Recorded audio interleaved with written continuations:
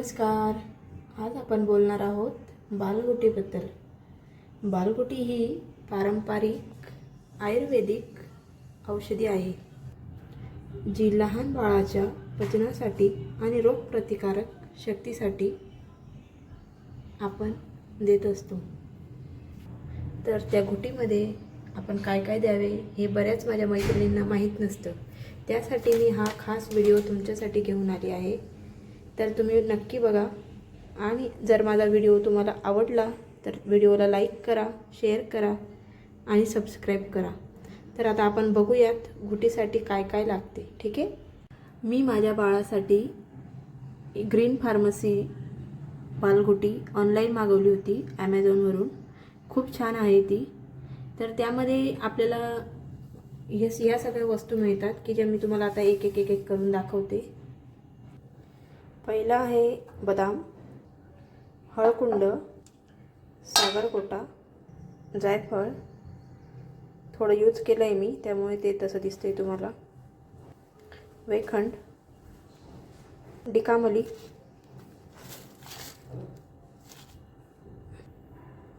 अश्वगंधा, ज्येष्ठमध,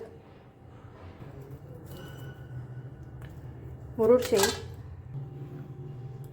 बेहडा use केला आहे तो पण मी, पिंपळी, कुडा, सुंठ,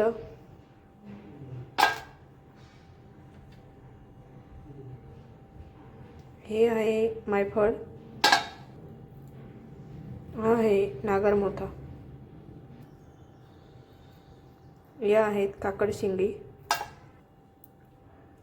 बाळहिरडा, हे आहे अतिविष, एक एक करून तुम्हाला आता सगळं व्यवस्थित दाखवते अजून जवळून. म्हणजे जर तुमच्याकडे यातून काही वस्तू असतील तर त्या तुम्ही तुमच्या बाळासाठी यूज करू शकता.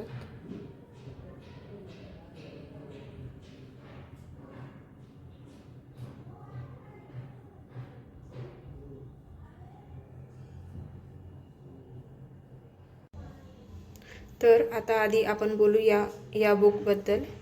हे बुक मला त्या बालगुटीच्या बॉक्समध्ये मिळाले होते. तर यामध्ये त्यांनी सगळी माहिती दिली आहे आपल्याला. जर आपल्याला कळले नाही की कशाला काय म्हणतात तर हे आपण या इमेजमध्ये बघून देऊ शकतो बाळाला. हे बघा, सागरगोटा, डिकामली, जायफळ, काकडशिंग, मुरुड शेंग, हिरडा, नागरमुथा, ज्येष्ठमध, मायफळ, बाळहिरडा, सुंठ, अश्वगंधा, कुडा, अतिविष, पिंपळी, खारीक, वेखंड, हळदी, बेहडा आणि बदाम. इंग्लिश आणि मराठी दोघांमध्ये त्यांनी आपल्याला अवेलेबल करून दिलेलं आहे. तर तिथे त्यांनी सांगितलं आहे बघा, बालगुटीतील वनौषधी ताज्या वाळलेल्या पोसलेल्या असाव्यात. दररोज लागतील त्या वन औषधी धुवून घ्याव्यात, उगाळाव्यात, नंतर पुन्हा वाळवून पुसून ठेवाव्यात. ओलसर राहिल्यास बुरशी लागते, किडतात. हे होऊ नये म्हणून अधूनमधून खडखडीत वाळवाव्यात, म्हणजे वर्षभर टिकतील. तर असं त्यांनी आपल्याला सगळं सांगितलं आहे छान याच्यात. तर आधी आपण बोलूयात की आपण किती महिने. तर मी माझ्या बाळाला जी गुटी सुरू केली होती ती 2 महिन्यानंतर सुरू केली होती. त्यावेळेला मी त्याला एक वेळा उकळून देत होते. तर प्रत्येक बाळ हे वेगवेगळं असतं, त्यामुळे आपण आपल्या पेडियाट्रिशियनचा सल्ला आधी घ्यावा आणि त्यानुसारच बालगुटी सुरू करावी असे मला वाटते. किंवा आपल्या घरात कोणी मोठे व्यक्ती असतात, आजी, आई, त्यांना विचारून त्यांच्या सल्ल्याने आपण घ्यावी. तर बघा, आता या पहिल्या पेजवर त्यांनी आपल्याला सांगितलं आहे की रोजच्या गुटीमध्ये तुम्ही तुमच्या बाळाला काय द्यावे. तर इथं मी तुम्हाला वाचून दाखवते. दररोजच्या गुटीमध्ये बघा त्यांनी सांगितले आपल्याला, बाळाला वर्षाचे होईपर्यंत कफ, कृमी व पोटाच्या तक्रारींशी सामना करावा लागतो. रोग प्रतिबंधक व शक्तिवर्धक म्हणून खरे तर पूर्वी या सर्वच 20 वनौषधी उगाळून देत, पण हल्ली थोडक्यात तेवढाच गुण येणारी मिनी गुटी हवी असते. खारीक, बदाम, ज्येष्ठमध, वेखंड, बाळहिरडा, अश्वगंधा, सुंठ, अतिविष, हळकुंड या 9 वनौषधी आईच्या दुधातून किंवा उकळलेल्या पाण्यातून सकाळी चाटवाव्यात. एक एक काष्ठौषधी व सहान धुवून घ्यावी. उकळलेले चमचाभर पाणी सहाणेवर घ्यावे. त्यात एकामागोमाग एक अशा प्रकारे काष्ठौषधीचे प्रत्येकी 1-2 वळसे उगाळावेत. आवश्यक असल्यास अजून चमचाभर उकळलेले पाणी त्यात घालून चाटण बनवावे. बाळाचे पोट साफ झाल्यावर ते चाटण चाटवावे. बाळाच्या पहिल्या महिन्यात प्रत्येकी 1-2 वळसे उगाळावेत. नंतर दरमहा ते वळसे 1-1ने वाढवत जावेत. म्हणजे 6व्या महिन्यात प्रत्येक काष्ठौषधीचे 6-7 वळसे पाण्यात एकत्र उकळून ते चाटण चाटवावे. बाळ वर्षाचे होईपर्यंत नियमितपणे ही बालगुटी चाटवावी. उगाळून झाल्यावर या काष्ठौषधीचे वाळवून ठेवाव्यात. जसं की त्यांनी ती जी माहिती तुम्हाला दिली होती ती मी तुम्हाला रीड पण करून दाखवली आहे आणि मी तुम्हाला एकदा दाखवते पुन्हा, म्हणजे तुम्ही नंतर आरामात बघू शकता व्हिडिओ. तर बघा, इथे त्यांनी आपल्याला पुन्हा एकदा इमेज पण दाखवली. रोजच्या गुटीमध्ये काय काय द्यायचे आहे ते इथे दिले त्यांनी. हे मी रोज देते माझ्या बाळाला. पुढच्या पेजवर त्यांनी दिले की दात येतात तेव्हा बाळाला त्रास होतो, तर तेव्हा आपण काय करायचे किंवा काय द्यायचं बाळाला. तर दात जेव्हा येतात, जेव्हा टिथिंग सुरू होतं त्यावेळेला दात येताना दात शिवशिवतात, हिरड्या लाल होतात, बाळ रडरड करते. डिकेमाली मधातून उगाळून हिरड्यांना लावावी. डिकेमालीने हिरड्या आवळतात, पोटात वात धरत नाही, लाळेतून गिळली जाऊ द्यावी. दात येताना ज्या तक्रारी होतात म्हणजे कृमी, ताप व त्यावर त्यानुसार गुटी द्यावी. ही डिकामली आहे, ही दिली त्यांनी. अजून माझं बाळ लहान आहे त्यामुळे मी अजून काही ते पॅकेट ओपन नाही केलं आहे.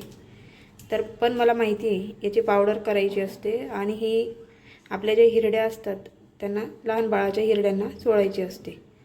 जेव्हा बाळ खूपच जेव्हा हिरड्या शिवशिवतात त्यावेळेला ही द्यायची असते. डिकामली तुम्हाला मेडिकलमध्ये पण मिळून जाईल. असं काही नाही की हीच डिकामली हीच बालगुटी हवी आणि त्याच्यातच ते मिळतं असं नाही आहे. डिकामली मिळते ऑनलाईन किंवा मेडिकलमध्ये मिळून जाते, इझिली अवेलेबल असते. तर पुढे त्यांनी दिलेलं आहे बघा, ओम्स अँड इन्फेक्शन, जंत व कृमी. तर इंग्लिश आणि मराठी दोघं दिले आहे त्यांनी. तर त्यांनी तिथं म्हटलं आहे, बाळाच्या शीच्या जागी खासते, शीतून जंत कृमी पडतात, अन्न अंगी लागत नाही, अशा वेळेस तीव्र औषध योजना करावी लागते. वेखंड, डिकेमली, अतिविष, हिरडा, बाळ हिरडा असं रात्री ओव्याच्या अर्कात उवळून द्यावे. वेखंड व डिकेमली कृमी व जंत नष्ट करतात. अतिविष विषार कमी करते. हिरडा व बाळ हिरडा पोट साफ करतात. तर आता पुढच्या पेजवर जाऊ आपण. पुढच्या पेजवर त्यांनी आपल्याला काय माहिती दिली आपण बघूयात. पुढच्या पेजवर त्यांनी आपल्याला सांगितले आहे कॉन्स्टिपेशन. हे बघा, इंग्लिशमध्ये पण आहे आणि मराठीमध्ये पण आहे आणि इथं इमेज पण दिल्या आहेत की काय द्यायचं आहे. तर आता पोट साफ होत नसल्यास, जर बाळाचं पोट साफ होत नसेल तर आपण त्यांना द्यायचं आहे, सर्वसाधारणपणे दररोज एकदा तरी बाळाचे पोट साफ होते. कधी कधी मात्र 2-2 दिवस शौचास होत नाही. शौचास खडा होतो. बाळ शी करताना रेखते. सकाळी व रात्री हिरडा, बाळ हिरडा, सुंठ व ज्येष्ठमध एकत्र उगाळून द्यावे. बाळ हिरड्याने मलपाचन होते. हिरड्याने शौचास साफ होते. सुंठीने पचनसंस्था नियमित होते. तर ज्येष्ठमधाने आतडी मऊ पडतात. बेंबीभोवती पोटाला हलक्या हाताने एरंडेल तेल चोळून लावल्याने पोट मऊ होण्यास मदत होते. आता पुढच्या पेजवर बघूयात आपण. पुढच्या पेजवर त्यांनी आपल्याला सांगितलं आहे इनडायजेशन अँड स्टमक, पोटदुखी.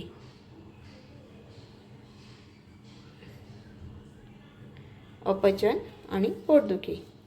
अपचनामुळे गॅसेस होतात, त्यांना दर्प येतो, कळ येते, बाळ पाय पोटाशी घेऊन रडते, पाय झाडते. सागरगोटा, सुंठ, अतिविष, बाळ हिरडा व नागरमोथा ओव्याच्या अर्कात उगाळून सकाळ संध्याकाळ चाटवावे. सागरगोटा पोटदुखी कमी करतो. सुंठ पचन सुधारते. बाळ हिरडा मलपाचक आहे. अतिविषाने पोटातील विषार कमी होतात. नागरमोथा शामक आहे. पोट दुखत असल्यास सागरगोटा व हिंगाचा बेंबीभोवती लेप द्यावा. आंघोळीच्या वेळेस धुवून टाकावा. इथं त्यांनी आपल्याला हे बघा इमेजमध्ये पण दिले आहे की आपण इथे बघून ते उघळून बाळाला देऊ शकतो. तर आता आपण बघत आहोत पुढच्या पेजवर त्यांनी आपल्याला diarrhoea, dysentery and loose motions म्हणजेच जुलाब, आव आणि मुरडा. कधीकधी बाळाचे पोट बिघडून वारंवार श्वास होते, पातळ धार लागते, कळ येऊन जुलाब होतात, फेस येतो. बाळाचे पोट बिघडून काही खाल्लं तरी उलटी किंवा जुलाबातून पडते. त्यासाठी आपल्याला द्यायचे आहे कुडा, जायफळ, मुरुड शेंग, मायफळ, अतिविष व नागरमोथा एकत्र उगाळून सकाळ, दुपार, संध्याकाळ द्यावे. कुडा आव जुलाबातील जंतू नष्ट करतो. जायफळ काय करते तर जायफळ दुर्गंधी कमी करते. मुरुड शेंग पोटात जी कळ येते ते आणि जुलाब होण्यास थांबवते. मायफळ स्तंभक आहे, त्याने जुलाबातील जास्तीचे पाणी आळते.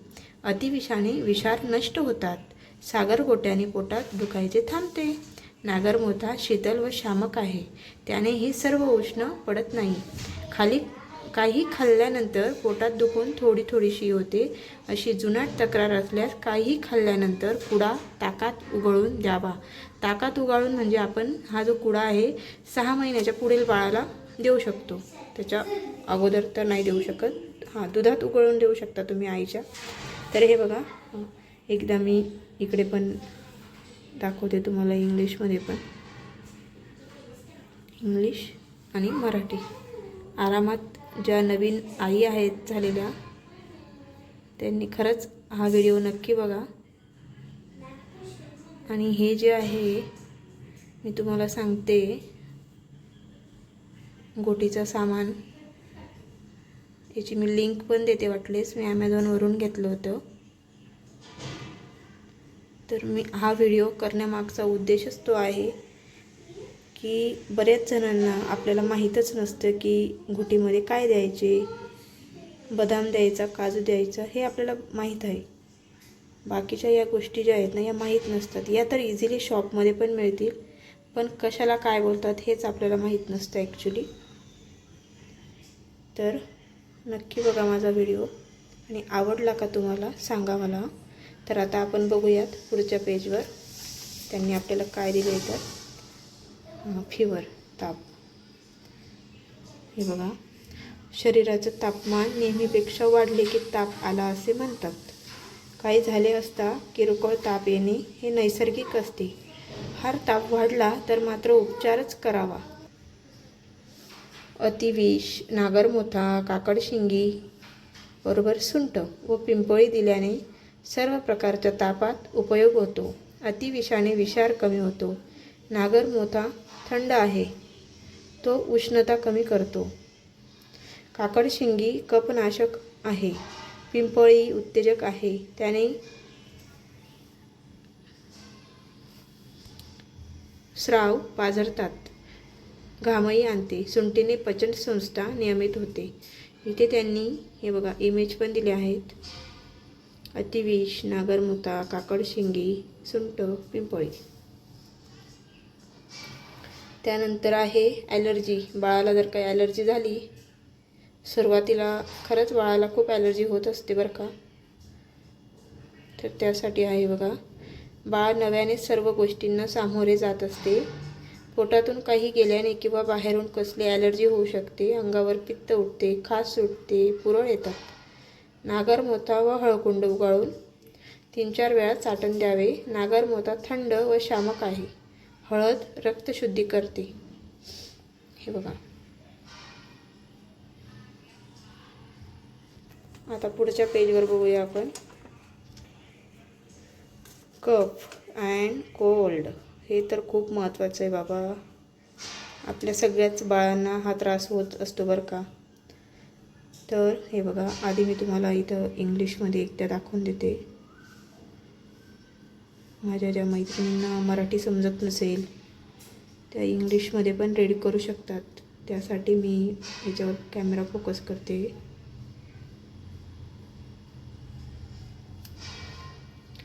तर सर्दी व पडणारा कफ. ऋतू बदल होताना किंवा संसर्गामुळे बाळाला सर्दी होऊ शकते.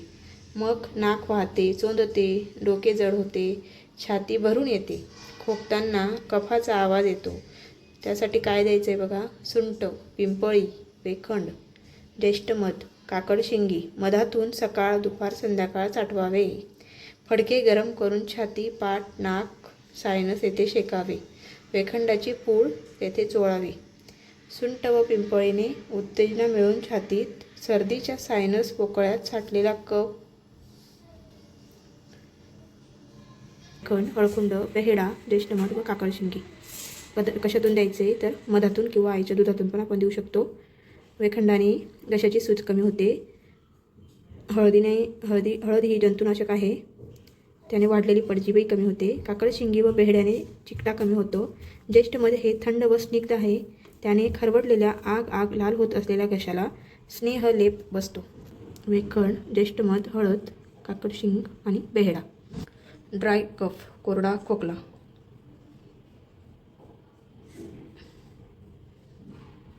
हे बघा मराठीत दाखवते. कधी कधी बाळाला रात्रीच खोकला येतो. कफ पडत नाही, आवाजच जास्त येतो, सारखा येतो.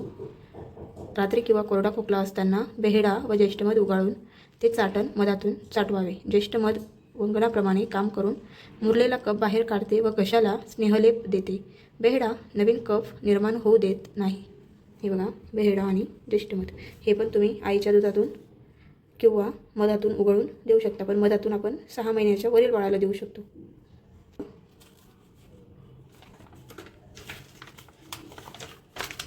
तर इथे आता त्यांनी आपल्याला पार्ट 2मध्ये हब्स यूज इन बालगुटी, म्हणजे आपण जे बालगुटीमध्ये हब्स यूज करतो आहे त्याविषयी प्रत्येकाची इंडिव्हिज्युअल एक माहिती दिली आहे त्यांनी. हे बघा अतिविष आपण का देतो बाळाला, तर हे काही मी रेड करून दाखवत नाही तुम्हाला, फक्त त्यावर एक कॅमेरा फोकस करते थोड्या वेळासाठी.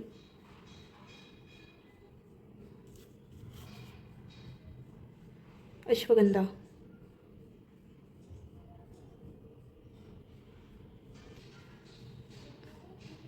कुडा,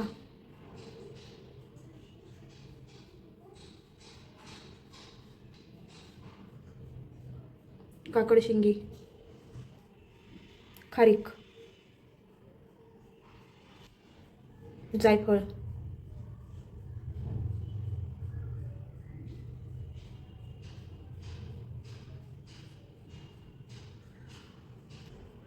ज्येष्ठमध,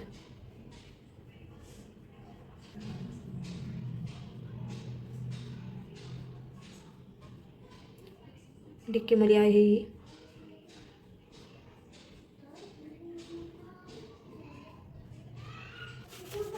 पुढच्या पेजवर बघूया आपण. पुढच्या पेजवर आहे नागरमोथा.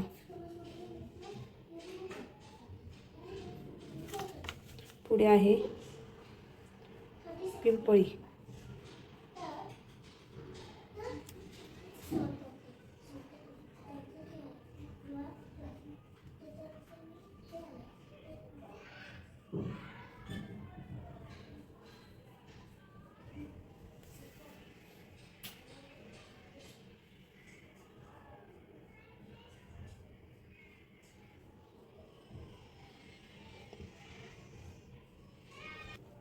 पुढच्या पेजवर आहे बदाम,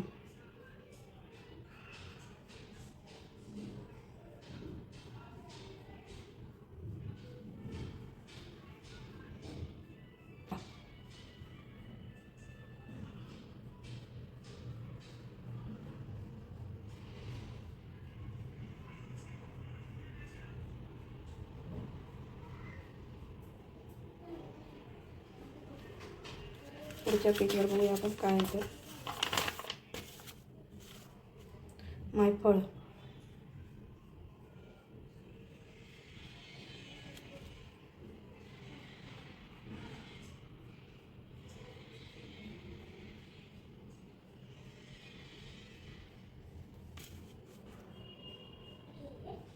मुरुड शेंग,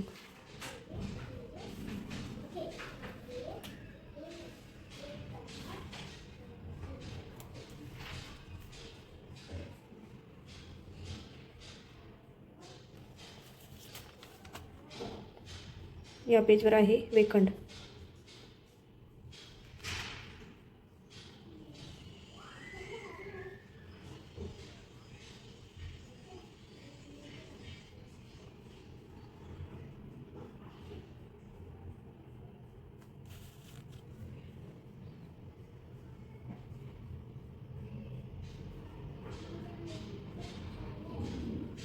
पुढच्या पेजवर आपण बघूया सुंठ.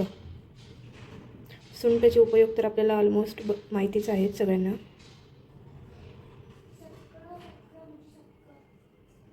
पुढे आहे हळकुंड.